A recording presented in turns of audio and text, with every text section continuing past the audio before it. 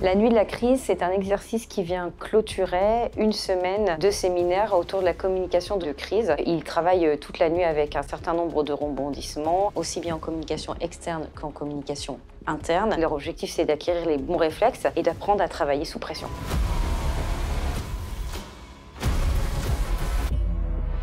« 18h30, nous apprenons que la famille Abourdin trouvait la mort dans sa voiture. Cette voiture est une Pioning issue de la firme Willingcar. Willingcar, c'est 58,7 milliards de chiffre d'affaires à travers le monde. Pioning, c'est une voiture hybride lancée par la firme, l'avenir de la firme. 20h, les médias se procurent l'appel passé au secours. Un appel déchirant qui relate l'incapacité à freiner.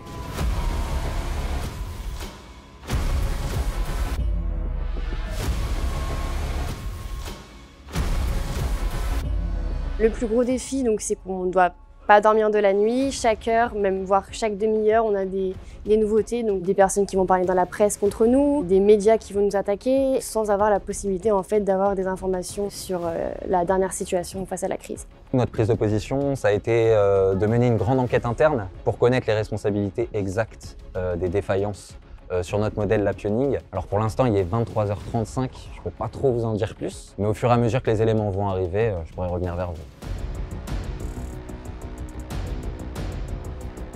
Bonjour à tous, je suis donc le commissaire Rodolphe. Je suis venu pour enquêter sur ce drame. Il s'agira lors de mon enquête évidemment d'interroger les responsables au plus haut niveau. Autant vous le dire tout de suite, vous êtes mal barré dans cette affaire. Donc si j'ai un seul conseil à vous donner déjà, c'est d'avouer ce que vous avez à dire tout de suite ou maintenant. Il n'y a aucun problème pour la sécurité des automobilistes. D'accord, oui, on a vu qu'il n'y avait pas de problème, sauf qu'il y a 4 morts aujourd'hui, monsieur.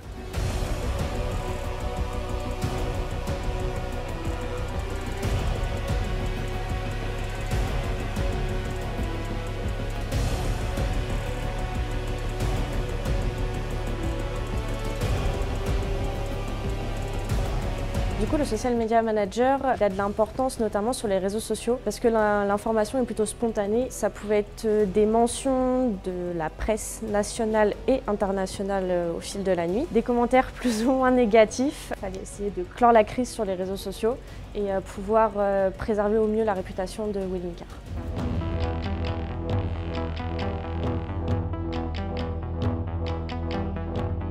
Alors, il est, je crois, bientôt 4 h du matin. Et ça va pour l'instant. Travailler la nuit, c'est assez particulier puisqu'on n'a pas forcément les mêmes repères temporels. Nous, on est habitués à se retrouver hors du campus la nuit. Ici, on est là pour bosser. Ça va aller de plus en plus vite au fur et à mesure que les éléments vont arriver. On est stressé, mais en même temps, on s'amuse, il y a de la nourriture. On est vraiment en situation professionnelle, mais on est entre nous. Et c'est vraiment un moment que je pense qu'on n'oubliera pas.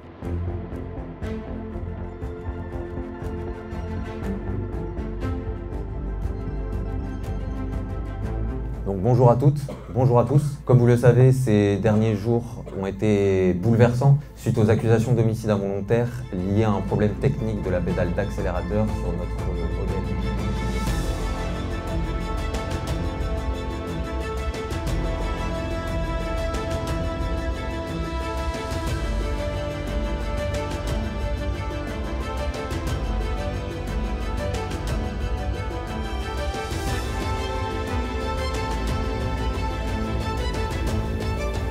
En tant que DG, quand j'ai appris que je ne participerais pas à la conférence de presse pour laquelle je m'étais préparée quasiment toute la nuit, j'étais un petit peu déçue, mais finalement on a vite rebondi. Donc on a Théo qui est notre porte-parole, qui est vraiment à l'aise à l'oral, donc qui a géré ça comme un chef. Ce que je vais en retenir, c'est premièrement le travail de groupe qui a été réalisé, malgré la fatigue, malgré le fait qu'on travaillait en nocturne, et l'aboutissement avec la conférence de presse qui vient de se passer. Là, je me demande comment je vais aller dormir, mais je pense que ça arrivera vite quand même. Le dénouement de l'histoire. Le PDG de Willingcar s'est enfui avec la caisse. Willingcar reconnaît sa culpabilité.